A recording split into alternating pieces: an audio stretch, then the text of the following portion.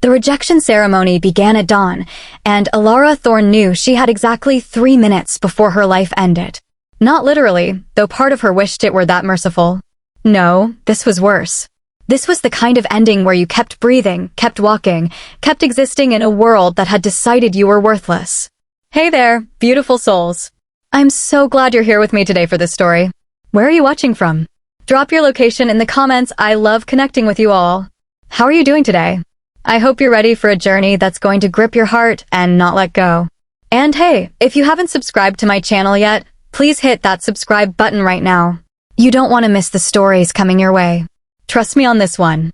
Now let's dive in. The morning mist clung to the Silver Pine Pack grounds like a shroud, appropriate for what was essentially a funeral. Alara's funeral. The death of her identity, her place, her worth. She stood in the center of the ceremonial circle, bare feet on cold stone, wearing the thin white dress of the condemned. Around her, 200 pack members formed a living wall of judgment. Their eyes amber, gold, green, all held the same cold verdict. Barren. Broken. Useless. 3 years. 3 years of trying to conceive an heir for Marcus Blackwood, the beta she'd been matched with since childhood. 3 years of whispered prayers to the moon goddess, of herbs and rituals, of hope dying a little more each month. 3 years of watching Marcus's love curdle into resentment, then disgust, then nothing. Nothing was worse than hate. At least hate meant you still mattered. Alara Thorne. Alpha Garrett's voice boomed across the circle. He stood on the raised platform, his silver hair catching the early light, his face carved from disappointment. You have failed in your sacred duty to provide the Silver Pine Pack with strong offspring. You have wasted 3 years of a valuable male's prime breeding years. Breeding years. As if she were cattle. As if that's all any of them were. Alara kept her chin up, even as her wolf whimpered inside her. Lyra, her wolf, had grown quieter over the years, retreating deeper into their shared soul with each negative pregnancy test, each pitying look, each whispered conversation that stopped when she entered a room. According to pack law, Alpha Garrett continued, you are hereby stripped of your rank, your family name, and your place in this pack. Her mother's sob cut through the morning air. Alara didn't look. Couldn't look. If she saw her mother's face, saw her father's carefully blank expression, she would shatter, and she'd promised herself she wouldn't give them that satisfaction. Wouldn't give Marcus that satisfaction. He stood 3 feet away, his new mate Sophia pressed against his side. Already pregnant. 2 months, the rumors said. 2 months, and she'd accomplished what Alara couldn't in 3 years. Sophia's hand rested on her still flat stomach, a gesture both protective and smug. However, Alpha Garrett said, and something in his tone made Alara's skin prickle with warning, we are not without mercy. Rather than cast you out to face the rogue wolves and harsh winter alone, we have arranged a transfer. Transfer. The word landed like a stone in still water, sending ripples of shock through the gathered pack. Alara's eyes snapped to the Alpha's face. What? The Northern Summit Pack has requested a female. They've recently lost several pack members in a territory dispute and need to rebuild their numbers. His expression was carefully neutral. You will be sent to them. Immediately. The Northern Summit Pack. Horror flooded Alara's veins, cold and absolute. Everyone knew about Northern Summit. It was the dumping ground for the unwanted, the damaged, the desperate. A pack of misfits led by a cruel alpha who ruled through fear. They took in the rejects from other packs for a price. You sold me. The words came out flat, emotionless, even as rage and terror warred in her chest. You're selling me to them. We're giving you a chance at usefulness, Alpha Garrett corrected. Perhaps their healers can fix whatever is broken in you. Or perhaps you'll serve the pack in other ways. Either way, you leave within the hour. Father. Alara finally looked at him. Owen Thorne, the pack's head warrior, a man who'd once carried her on his shoulders and called her his little wolf. Please, don't let them do this. His jaw worked. For a moment, just a moment, she saw something flicker in his eyes. Pain. Regret. But then his wife, Alara's stepmother, placed a hand on his arm, and his expression hardened. You heard the Alpha. Pack your things. The dismissal was absolute. Alara's wolf stirred then, a flash of defiance breaking through the grief. Run, Lyra urged. Shift and run. They can't stop us if we... Don't even think about it. Marcus's voice was low, meant only for her. He'd moved closer, his scent once comforting, now nauseating, washing over her. There are guards positioned at every border. You won't make it 5 miles. She met his eyes, these green eyes she'd once thought she'd love forever. You could stop this. You could speak for me. Something almost like guilt crossed his face. Almost. I already have a mate, Alara. A fertile mate. What would you have me do? Remember when you said you'd love me forever? Her voice cracked despite her best efforts. Remember when you said nothing would ever come between us? That was before I knew you were defective. The word hit like a physical blow. Defective. Not unlucky. Not struggling. Defective. Someday, Alara heard herself say, her voice steady and cold and not quite her own, "You're going to regret this. All of you." Marcus's laugh was cruel. "The only thing I regret is wasting 3 years on you." He turned away, returning to Sophia's side. The pregnant female smiled at Alara, a smile of pure victory, and Alara felt something inside her finally, irrevocably break. Or maybe it wasn't breaking. Maybe it was breaking free. The guards came then, 2 large males flanking her. "It's time," one said, not unkindly. Thomas. She'd grown up with him, had healed his broken arm when they were 12. Now he was escorting her to exile. The walk through the pack grounds felt endless. Pack members lined the path, and Alara kept her head high, kept her face blank, even as she felt their judgment, their pity, their relief that it was her and not them. Her mother tried to approach, but Alara's stepmother held her back. Probably for the best. Goodbyes would only make this harder. They reached the northern border where a transport vehicle waited, rusted, old, the kind used for cargo, not people. 3 other females stood nearby, all wearing the same thin white dresses. All rejects, being shipped off to Northern Summit like unwanted goods. But it was the other vehicle that made Alara freeze. A sleek black SUV, clearly expensive, clearly important, sat 30 feet away. And leaning against it, watching the proceedings with an expression of cold assessment, was the most powerful male Alara had ever seen. He stood at least 6.5 feet tall, broad-shouldered, with dark hair that fell to his collar and eyes that gleamed silver in the morning light, the mark of an alpha. But not just any alpha. The energy radiating from him was suffocating, ancient, dangerous. He was dressed entirely in black, and even from this distance, Alara could feel his power pressing against her skin like a physical weight. "Who is that?" she whispered to Thomas. The guard's face had gone pale. That's Alpha King Theron Ashcroft. The Alpha King. Alara's heart stuttered. The Alpha King rarely left his territory in the far north. He ruled over all the packs in the northern regions with absolute authority, answering to no one, feared by everyone. Rumors said he'd killed his own father in combat for the throne. Rumors said he was ruthless, cold, without mercy. Rumors said he was more beast than man. What's he doing here? Alara asked, but Thomas had no answer. The Alpha King's silver eyes swept across the group of females being loaded into the transport vehicle. His lip curled in disgust. Then his gaze landed on Alara. And held. Time seemed to slow. Alara couldn't breathe, couldn't move, couldn't look away. Those silver eyes pinned her in place, reading her, dissecting her, seeing things she'd never shown anyone. Then he pushed off the SUV and started walking. Toward her. The entire pack grounds went silent. Alpha Garrett hurried forward, his earlier authority suddenly meek in the presence of true power. "Your Majesty, we weren't expecting." "Who is she?" The Alpha King's voice was deep, commanding, the kind of voice that expected immediate obedience. He was pointing at Alara. What does the Alpha King want with a female branded as defective? Why is he really here? And what secret does Alara carry that even she doesn't know about? Alpha Garrett's smile was obsequious, desperate to please. "This is Alara Thorne, Your Majesty. She's being transferred to Northern Summit Pack. A failed breeder, I'm afraid. Barren after 3 years of trying." The words should have stung. They didn't. Alara was numb to them now. But the Alpha King's expression darkened dangerously. "I didn't ask for her medical history. I asked who she is." The subtle correction made Alpha Garrett flush. She was matched to our beta. Daughter of our head warrior. But she couldn't produce an heir, so we've arranged her transfer. Transfer. The Alpha King said the word like it tasted foul. His silver eyes hadn't left Alara's face. "You mean you sold her?" It wasn't a question. Alara found her voice, though it came out rougher than she intended. With respect, Your Majesty, my pack's arrangements are none of your concern. Thomas made a strangled sound beside her. Speaking to the Alpha King like that, especially as a rejected pack member, was suicidal. But something flickered in those silver eyes. Not anger. Something else.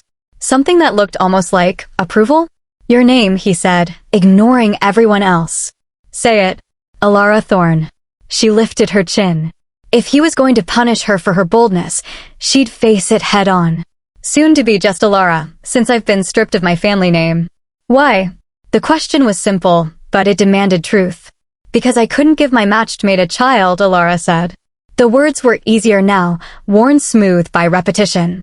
3 years, no pregnancy. In my pack, that makes me worthless. And you believe that? His head tilted slightly. That you're worthless? No one had ever asked her that before. They'd told her she was worthless, treated her like she was worthless, made decisions based on her worthlessness. But asked if she believed it? Alara thought of Lyra, her wolf, still strong despite everything.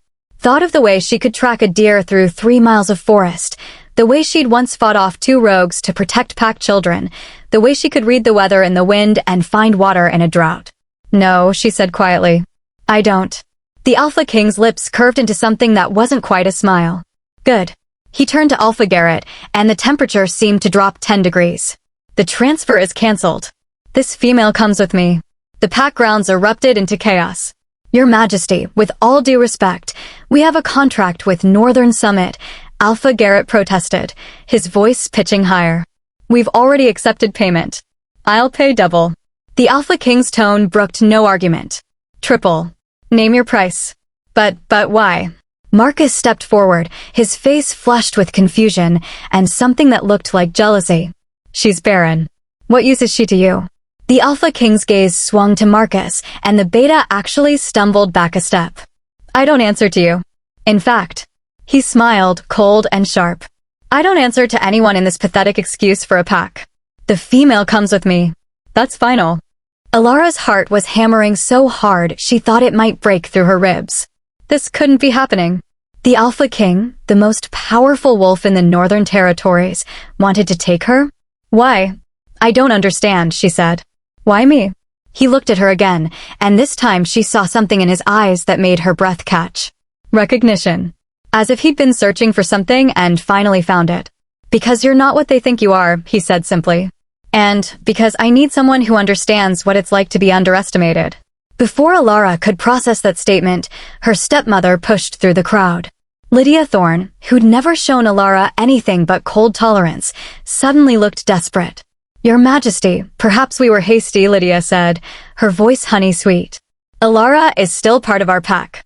We could reconsider the transfer, keep her here where she belongs. The hypocrisy was stunning. Now you want to keep her? The Alpha King's laugh was harsh. 5 minutes ago, you were loading her into a truck like livestock. Now that I've shown interest, suddenly she has value. Lydia's face reddened, but she persisted. She's our blood. We should have a say in her fate. You had your say, Theron said coldly. You said she was worthless. You said she was defective. You stripped her of her name and sold her. You don't get to change your mind because it's suddenly inconvenient. He extended his hand to Alara. The choice is yours. Come with me, or stay here and accept the fate they've chosen for you. Alara stared at his hand. Large, scarred, the hand of a warrior. A hand that could crush her throat or protect her life, depending on his whim. Behind her, Marcus and his pregnant mate. Her father who'd let her be sold. A pack that had watched her humiliation and done nothing. Northern Summit, where she'd be used until she broke completely. Before her, the unknown. The Alpha King, whose reputation was built on ruthlessness and power. Who could be offering her salvation or something far worse? But he'd called her strong. He'd said she wasn't what they thought. And something deep in her chest, something that had been dormant for 3 years, suddenly stirred to life. If I come with you, Alara said slowly, what happens to me? You become part of my pack. Under my protection.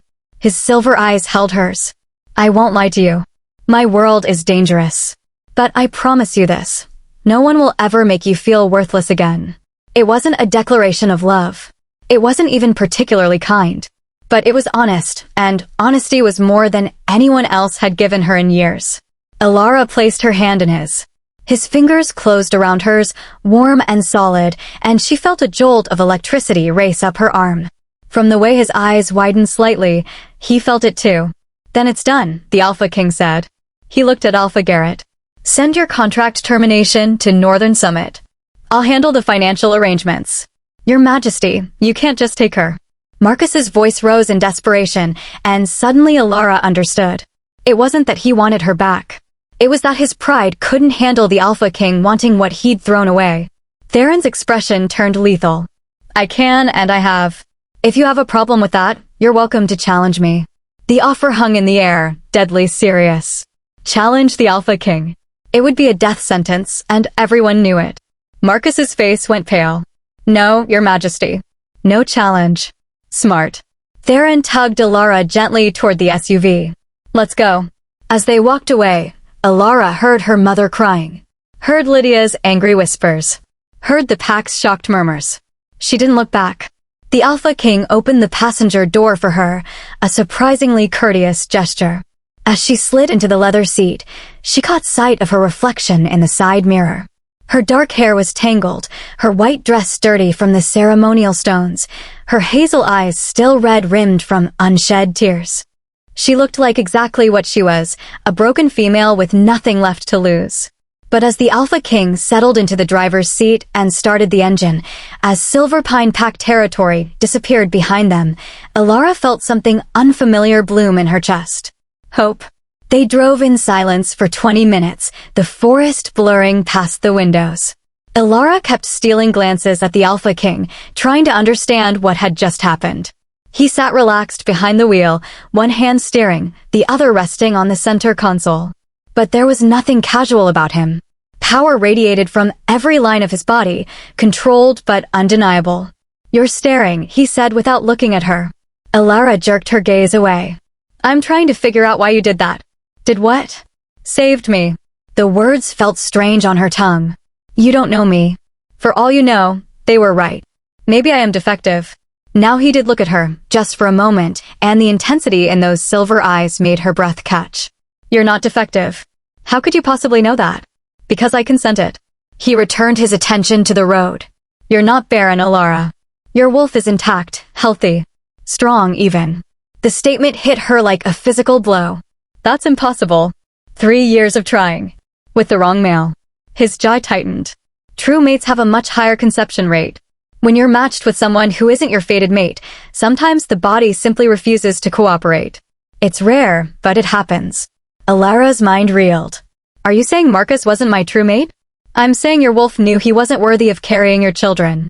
Theron's voice held an edge of something dark. She was protecting you, even if you didn't realize it.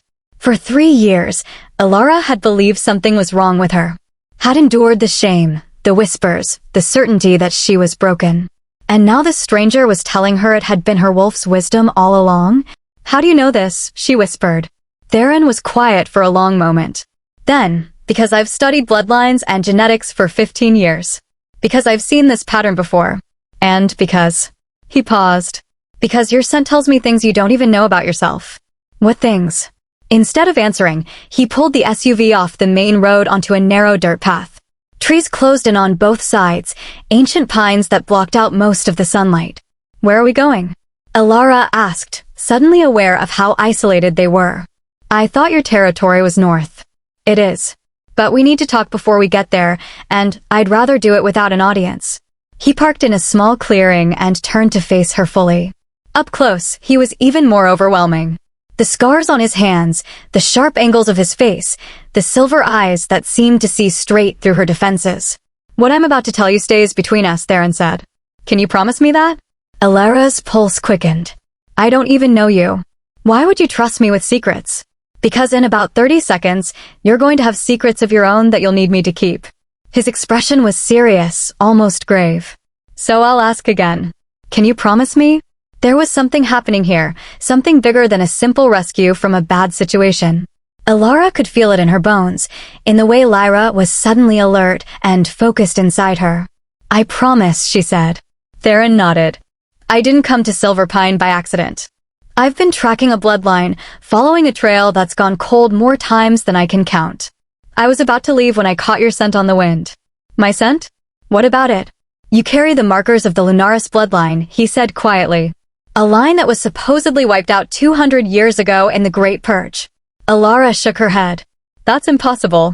I know my family history. We're just ordinary wolves. Warriors, yes, but nothing special. Your mother's side, they're impressed. What do you know about her heritage? Alara frowned, trying to remember. She never talked about it much. Said her family died when she was young. A rogue attack. Or that's what she was told to say. Theron leaned back. The Lunaris bloodline carried a unique gift. Females from that line could sense truths, read intentions, sometimes even glimpse the future. They were also incredibly fertile, but only with their true mates.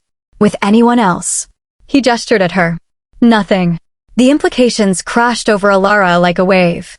You think I'm, what? Some kind of lost heir. I think you're dangerous, Theron said bluntly.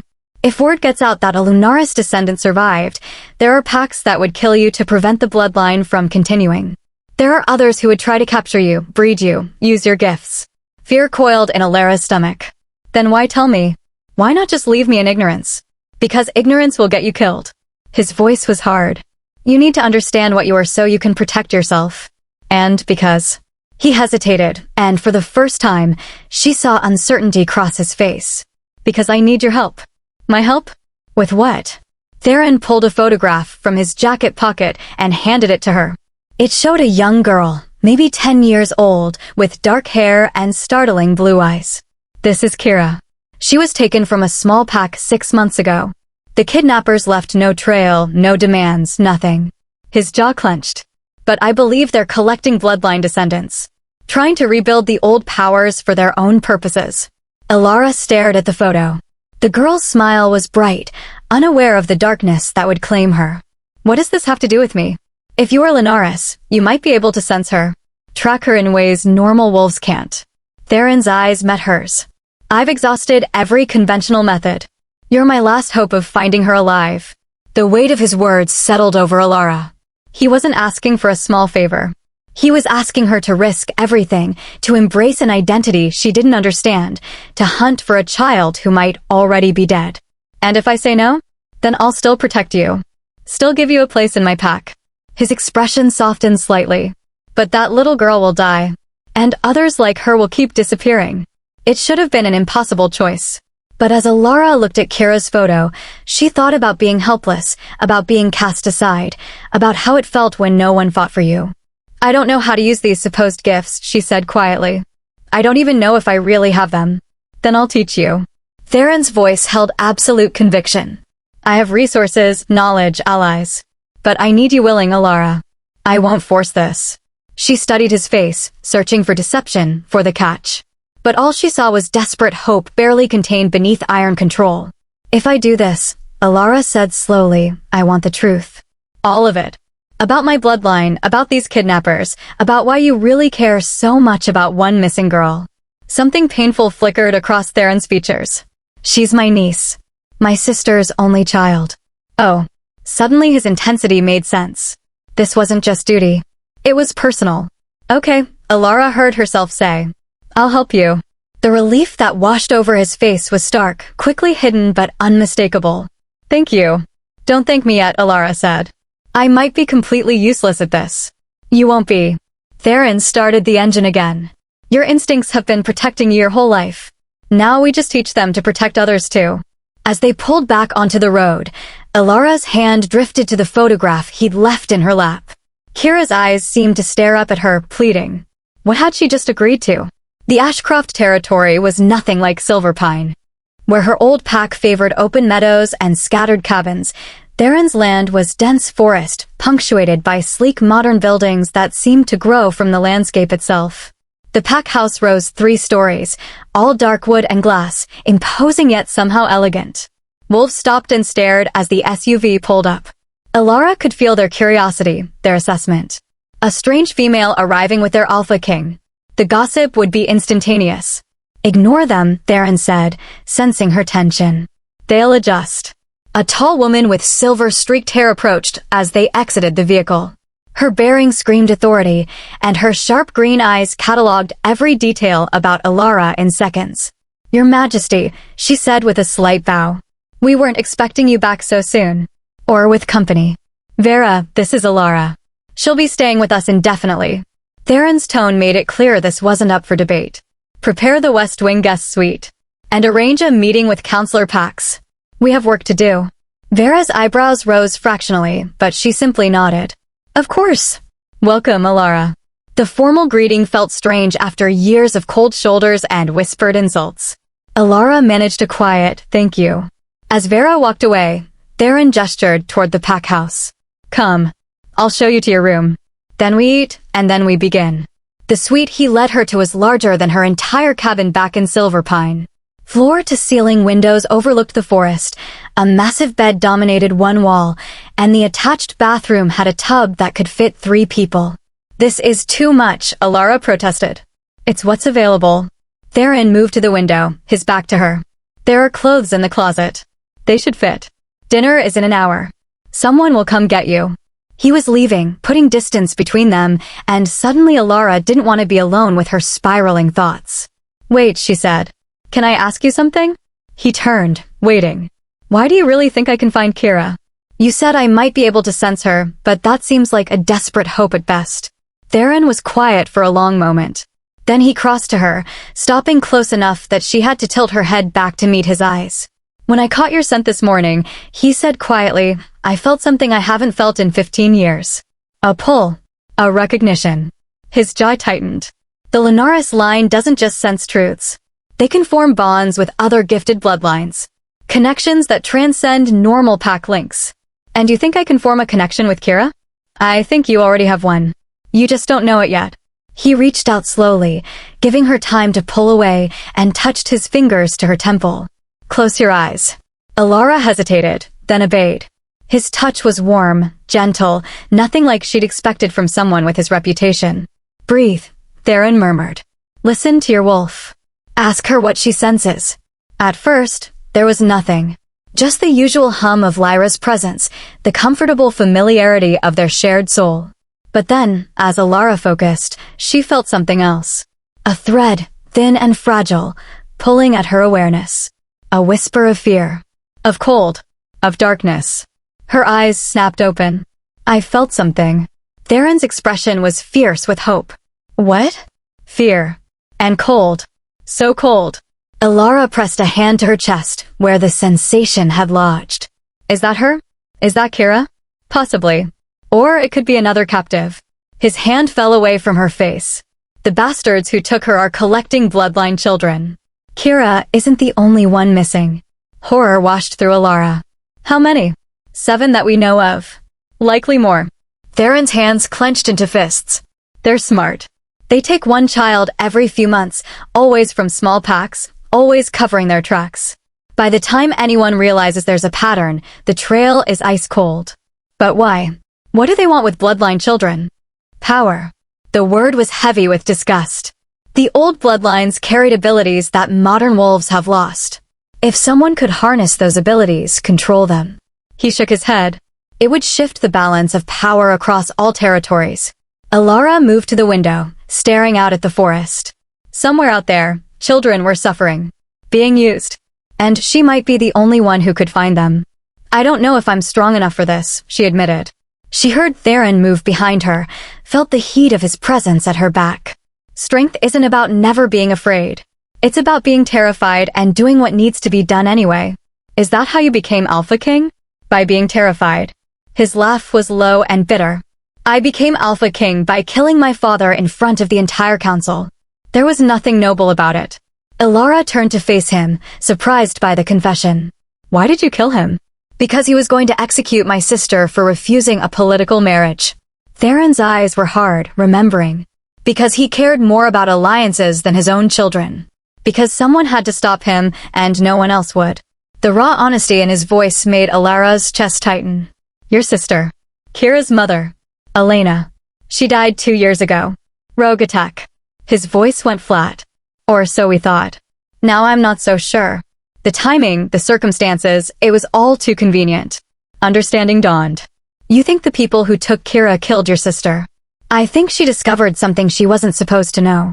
And I think they eliminated her before she could act on it. Theron's gaze met hers. Which is why I need to find Kira before they realize what she represents. Before they use her the way they would have used her mother. The weight of it all pressed down on Alara. This wasn't just about one missing girl. This was about uncovering a conspiracy that had already claimed lives and would claim more. When do we start? She asked. Tomorrow. Tonight you rest. Recover. Eat. Theron headed for the door, then paused. And Alara? Thank you. For trusting me with this. After he left, Alara sank onto the bed, her mind spinning. 24 hours ago, she'd been preparing for exile. Now she was in the Alpha King's territory, discovering she might carry the blood of an ancient line, agreeing to hunt for missing children. Her hand drifted to her stomach, to the place that had been declared barren and broken. Not defective. Just waiting for the right time. The right purpose. Maybe even the right male. She pushed that thought away quickly. Theron had saved her, yes. Had shown her kindness. But he was the Alpha King, and she was a rejected wolf with no pack, no name, no worth. Except maybe she had worth after all. Maybe she always had. Training began at dawn. Alara woke to a knock on her door and found Vera waiting with workout clothes and a knowing smile. The Alpha King trains every morning. Today, you join him. The training grounds were behind the pack house, a wide clearing ringed by ancient trees. Theron was already there, shirtless despite the morning chill, moving through combat forms with lethal grace. Alara's breath caught. She'd known he was powerful, but seeing him like this, muscles flowing beneath scarred skin, silver eyes focused with predatory intensity, she understood why wolves across territories feared him. He finished the sequence and turned to her. Good. You're on time.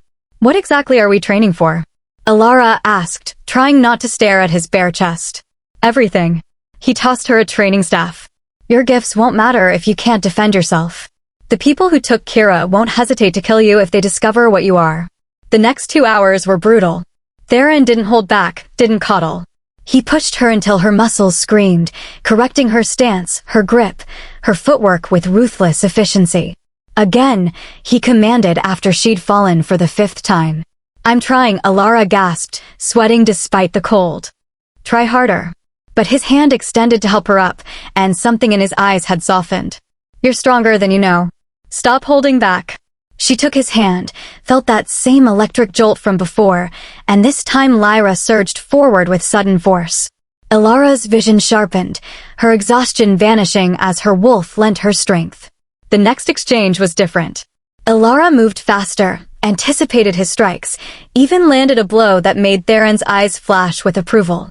There, he said, breathing harder now. That's what I needed to see. They broke for water, and Alara found herself studying him openly. The scars on his ribs, the tattoo of a wolf's head on his shoulder, the way he moved like violence was a language he'd been born speaking. You're staring again, Theron said without looking at her. You have a lot of scars. 15 years of being Alpha King. He took a long drink. You don't hold power without paying for it in blood. Do you regret it? Killing your father. His gaze snapped to hers, sharp and assessing. No one's ever asked me that. You don't have to answer. No, I don't regret it. Theron set down the water bottle. I regret that it was necessary. That he forced my hand. But the act itself? He was going to kill Elena. I'd do it again without hesitation. The fierce protectiveness in his voice made something warm unfurl in Alara's chest.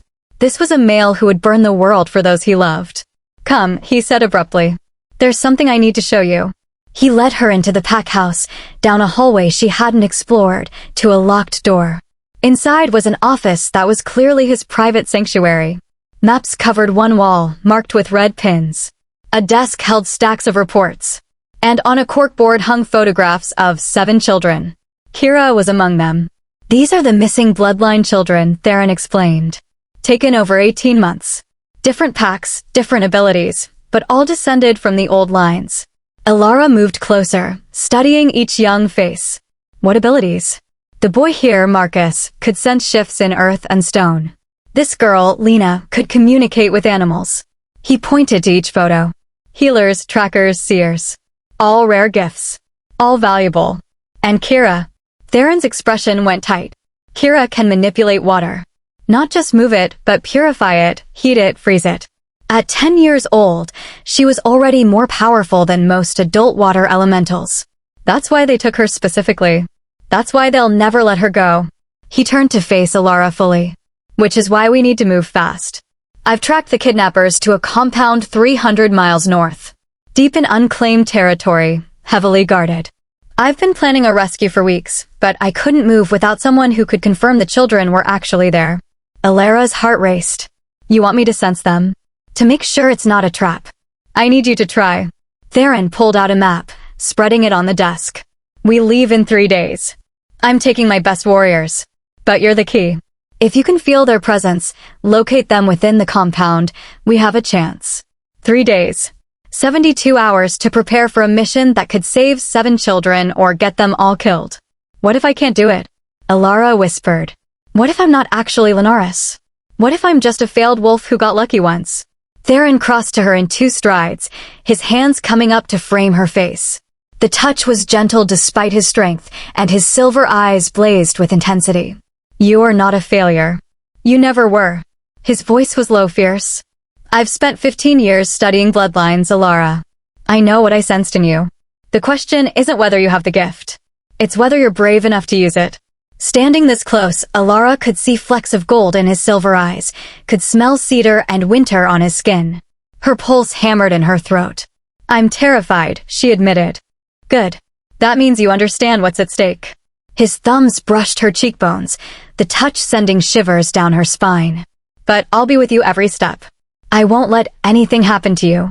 The promise hung between them, heavy with meaning that went beyond the mission. Alara knew she should step back, put distance between them. This was the Alpha King. She was nothing, no one. Except he didn't look at her like she was nothing. He looked at her like she was everything. Theron, she breathed, and his name on her lips made his eyes darken. Then the door burst open. Vera stood there, her face pale with shock. Your Majesty, we have a problem. A messenger just arrived from the Northern Council. Theron's hands dropped from Alara's face, his expression shuddering instantly. What message? They know about Alara. Vera's voice was grim. They know she's Linares. And they're demanding you surrender her for questioning within 48 hours, or they'll consider it an act of war. The bottom dropped out of Alara's stomach. Someone had betrayed them. And now the clock wasn't just ticking for Kira. It was ticking for Alara too. The council chamber filled within minutes, 12 of Theron's most trusted advisors taking their seats around the massive oak table. Alara stood near the back, feeling like prey surrounded by predators.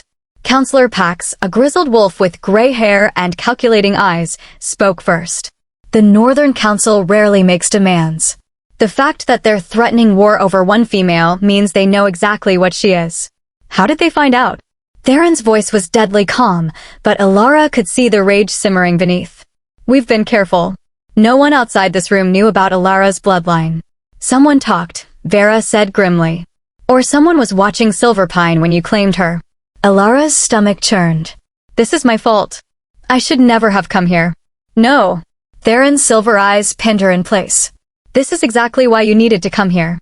If the council knows what you are, Silverpine would have sold you to them in a heartbeat. Pax leaned forward. Your Majesty, with respect, we need to consider our options. The Northern Council has 30 packs under their influence. If they unite against us, you're suggesting I hand her over. Theron's voice dropped to a dangerous whisper. I'm suggesting we consider all possibilities. Pax didn't flinch. One female, however valuable, isn't worth a war that could cost thousands of lives. She's not just one female. Theron stood, his power flooding the room until several wolves physically recoiled. She's under my protection. That means something, or have you all forgotten what it means to be part of this pack? Vera cleared her throat. There may be another option. If we move up the rescue mission, leave tonight instead of in 3 days, we could be in and out before the council's deadline. That's suicide, another counselor protested. We need more time to prepare, to gather intelligence. We don't have time. Theron's jaw clenched. But Vera's right.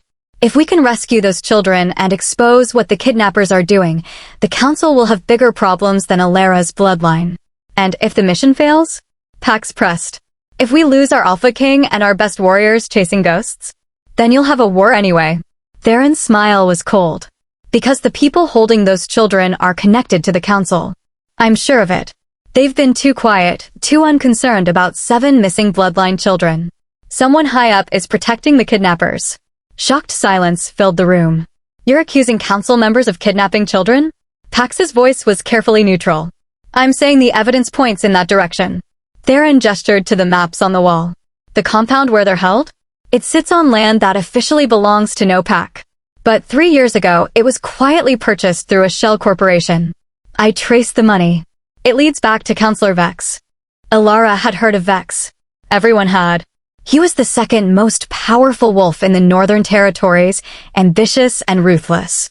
If you're right, Vera said slowly, and we move against him without proof. That's why we need those children. Theron's eyes burned with determination. They're the proof. Their testimonies, combined with what we find at the compound, will be enough to bring Vex down. Or get us all killed, Pax muttered. Theron turned to Alara. Can you feel them? Right now, from this distance. All eyes swiveled to her. Alara's mouth went dry. She'd sensed something once, a flicker of connection. But deliberately reaching out, in front of all these powerful wolves? I don't know how, she admitted.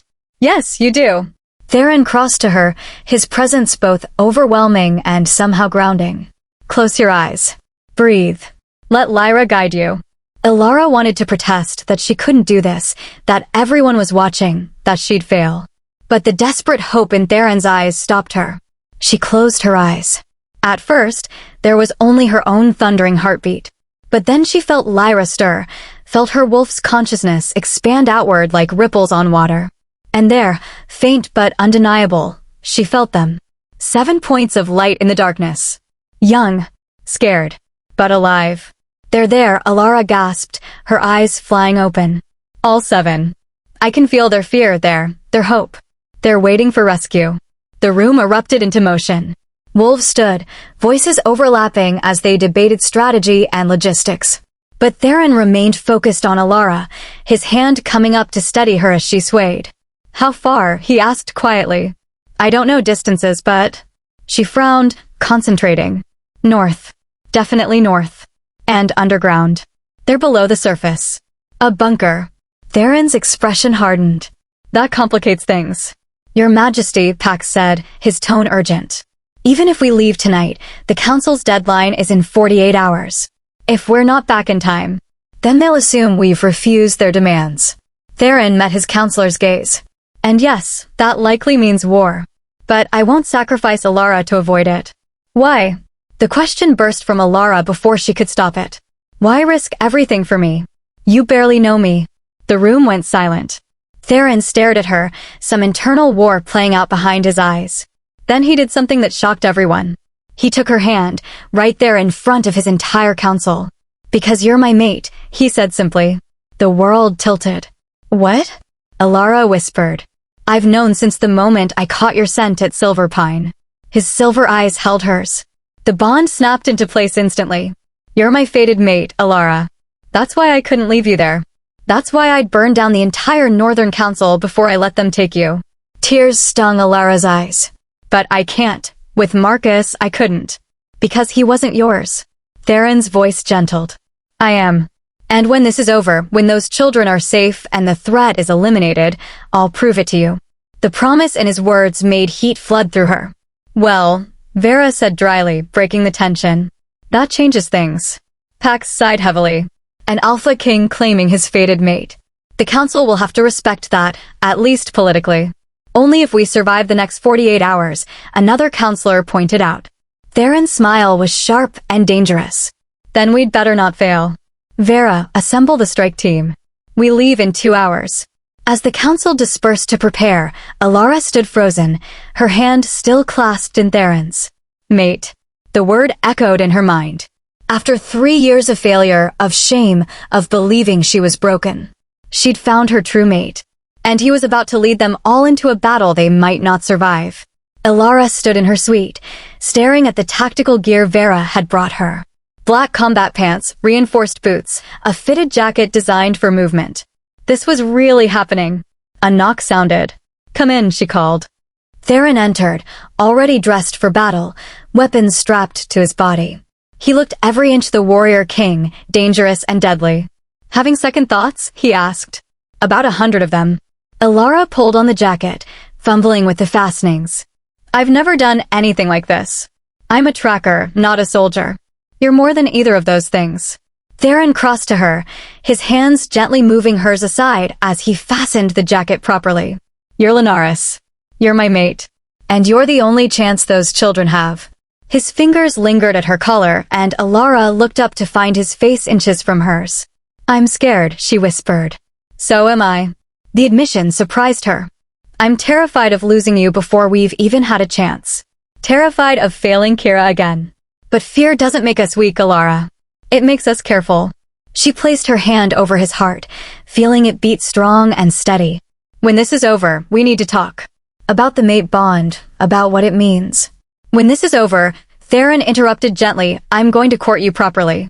Take you to dinner, show you the northern lights, tell you stories about my childhood. All the normal things mates do. You're the Alpha King.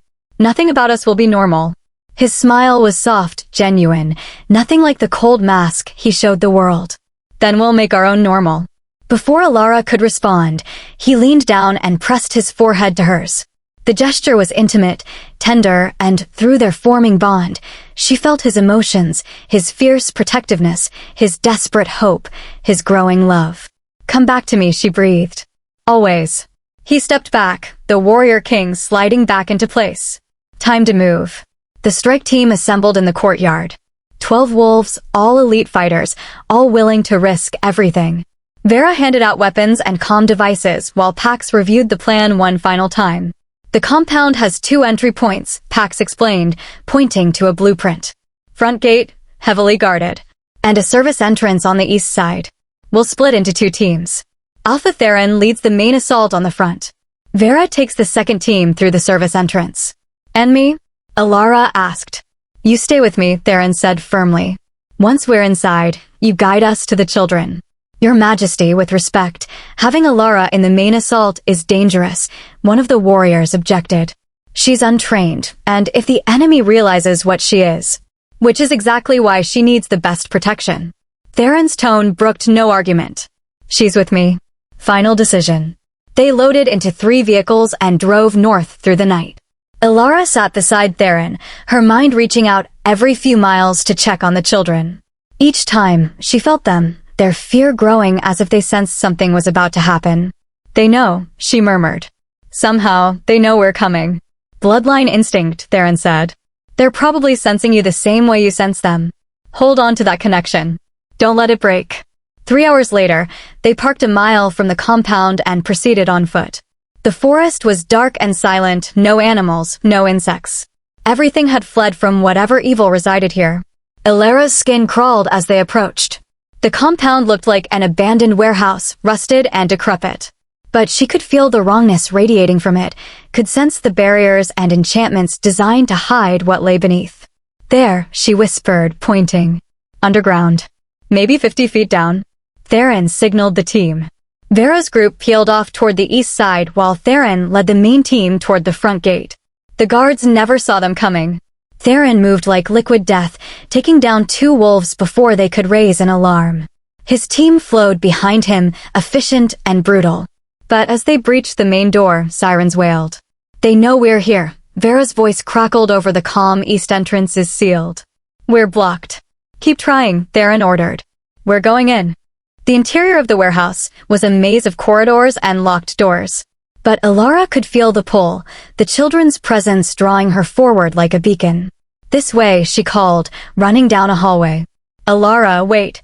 Theron caught up to her just as armed guards rounded the corner. The fight was fast and vicious. Alara pressed herself against the wall as Theron and his warriors engaged, watching in horror and awe as her mate fought with devastating precision. Then she felt it. A spike of terror from below. The children's fear had transformed into panic. They're hurting them, Alara gasped. Theron, they're hurting the children. His head snapped toward her, eyes blazing silver. Where? Through there, down. She pointed to a door marked Authorized Personnel Only. Theron kicked it open, revealing stairs descending into darkness. They ran down 3 flights, the children's fear growing stronger with each step. At the bottom was a reinforced door, and standing in front of it was a wolf Alara recognized from photographs. Counselor Vex. He smiled coldly. Alpha King. How predictable. You always did let sentiment cloud your judgment. Where are the children? Theron's voice was deadly calm. Safe. Well, for now. Vex gestured lazily. But one word from me, and my associates will ensure they never see daylight again. So I suggest we negotiate. You have nothing I want except those children. Oh, I think I do. Vex's gaze slid to Alara. A Lunaris female. Do you have any idea how valuable she is? How much power she could unlock if properly utilized? Alara felt Theron's rage through their bond, felt him fighting for control. You'll never touch her, Theron growled. Then the children die. Vex pulled out a radio. Your choice, Alpha King. The female or 7 young lives. What's it going to be? Alara's mind raced. Then, through her connection to the children, she felt something else. Not fear. Determination.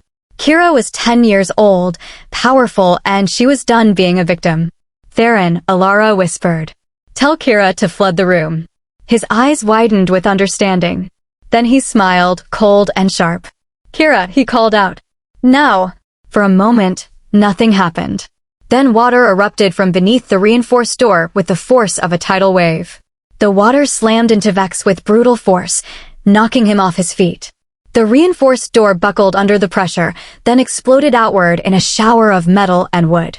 Beyond it, 7 children stood in a flooded chamber, their hands linked together. Kira stood at the center, her blue eyes glowing with power as she controlled the raging water around them like a shield. Uncle Theron, she cried. Hold it, Kira. Theron shouted, then turned to his warriors. Get them out. But Vex was already shifting, his wolf form massive and black as he lunged for Alara.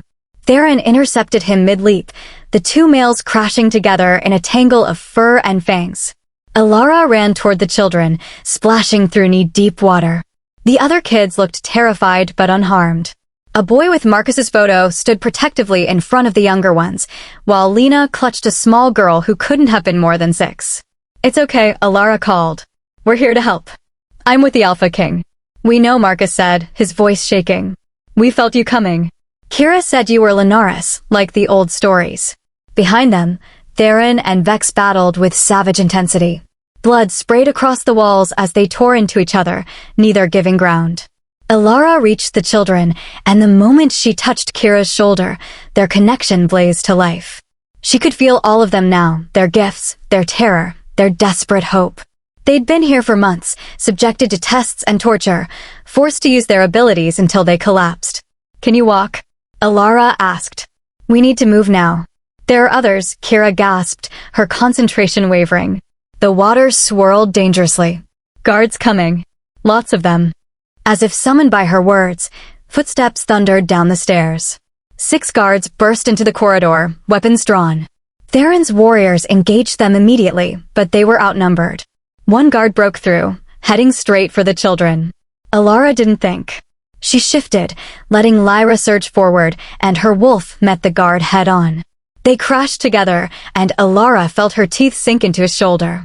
He howled and threw her off, but she'd bought enough time for Theron's team to regroup.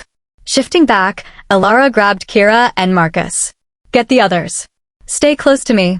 The children formed a tight cluster around her as Theron's warriors created a protective circle.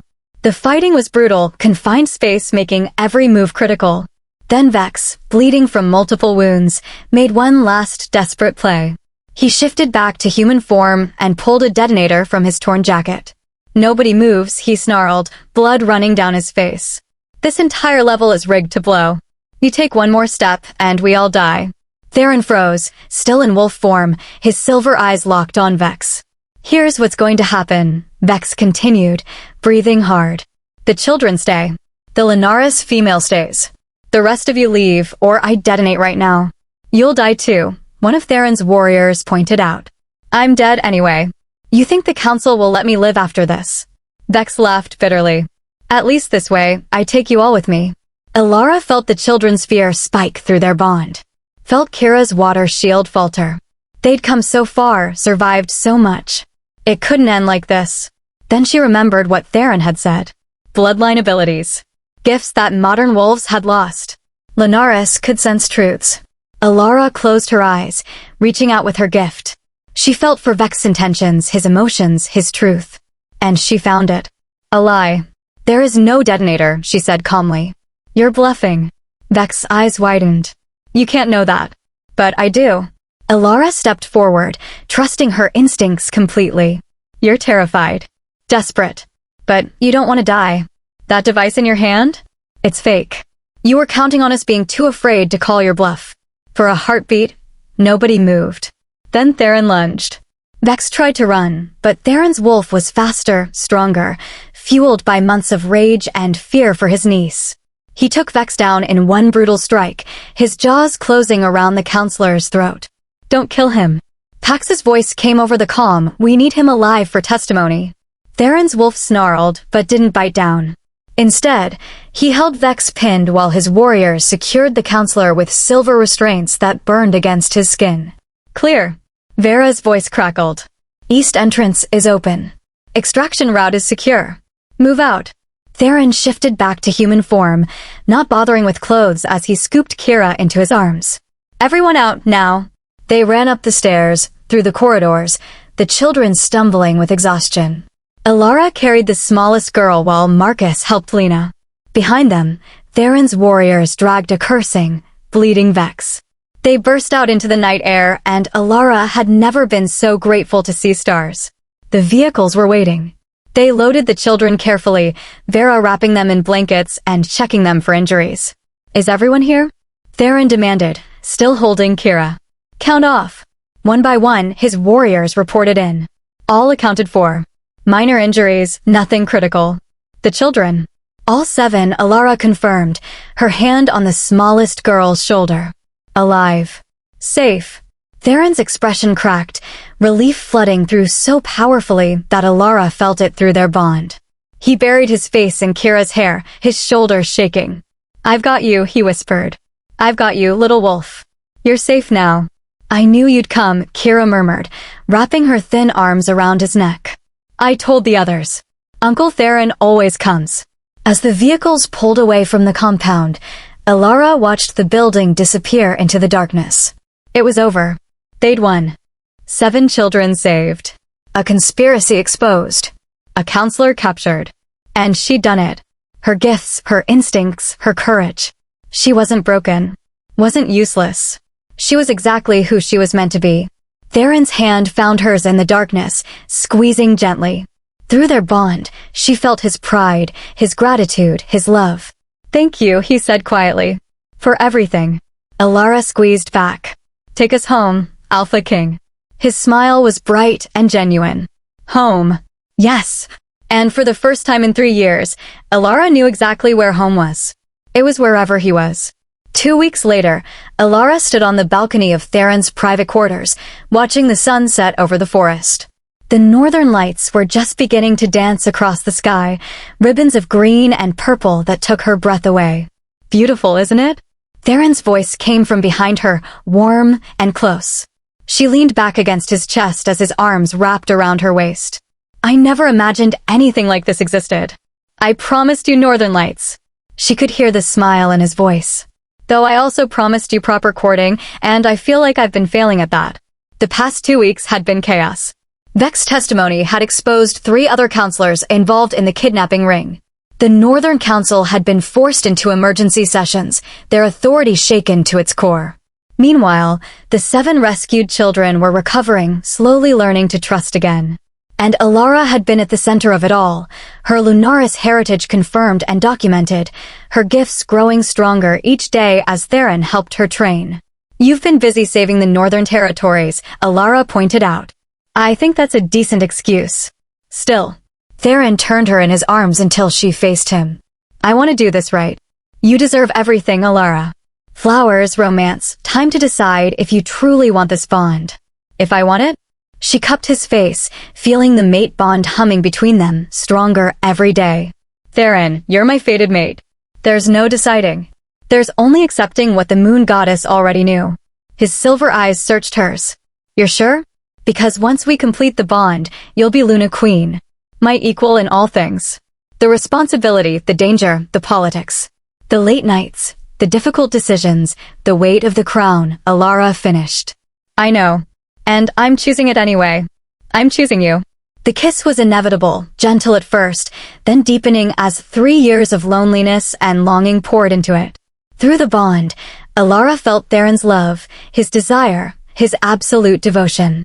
When they finally pulled apart, both breathing hard, Theron rested his forehead against hers. I love you. I should have said it sooner. I love you too. The words felt right true.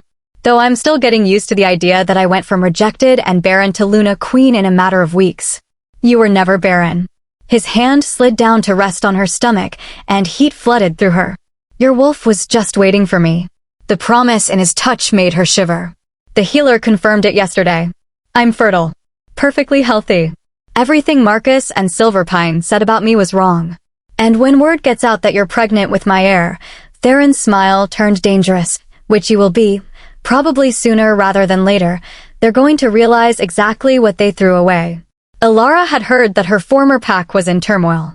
Alpha Garrett had been forced to answer to the council about selling a Lunaris descendant. Marcus's new mate had miscarried, and rumor said their relationship was fracturing.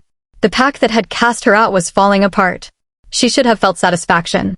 Instead, she just felt free. I don't care what they think anymore, Alara said honestly. They don't matter. This, us, our pack, that's what matters. Speaking of the pack, Theron pulled back slightly. Kira wants to see you. She's been asking all morning. They found Kira in the gardens, using her water manipulation to create dancing fountains for the other rescued children. She looked healthier already, color back in her cheeks, light returning to her eyes.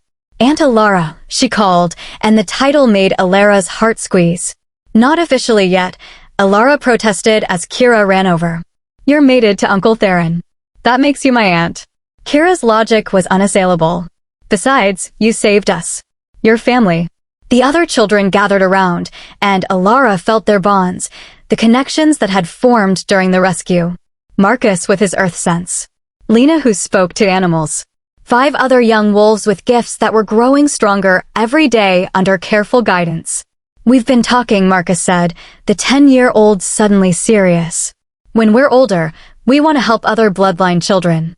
Make sure what happened to us doesn't happen to anyone else. That's a noble goal, Theron said, pride evident in his voice. Will you teach us? Kira asked Alara. How to use our gifts properly. The healers are helping, but you understand what it's like. Being different. Being special, but also targeted. Alara looked at these brave children who'd survived months of captivity and came out still hoping, still fighting. I'll teach you everything I know. And we'll learn together, because I'm still figuring out my own abilities. Perfect. Lena beamed. Oh, and the rabbits told me to tell you congratulations. Congratulations for what? Alara asked, confused. Lena's smile turned knowing. For the baby. They can sense these things. Alara's hand flew to her stomach. I'm not. We haven't even. But Theron was staring at her with wide eyes, and through the bond, she felt his shock, his joy, his absolute certainty. You are, he breathed. I can sense it now. Subtle, but there. How did I miss it? Because it just happened, Lena explained patiently. Like, very recently. The bond completed itself when you weren't paying attention. Kira squealed with delight. A cousin. I'm going to have a cousin. The children erupted into celebration while Alara stood frozen, her hand on her stomach where new life was already growing. Life that Marcus had said was impossible.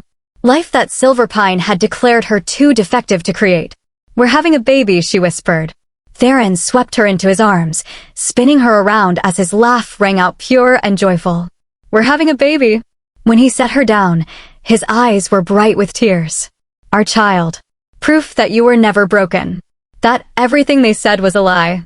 An heir for the Alpha King, Alara said wonderingly. A child conceived in love, Theron corrected. That's all that matters. That evening, the pack gathered to celebrate. Vera announced the pregnancy formally, and the cheers shook the rafters. Alara found herself surrounded by wolves who genuinely cared, who saw her worth, who celebrated her joy. Later, alone in their quarters, Theron held her close as they lay in bed. Any regrets? He asked softly.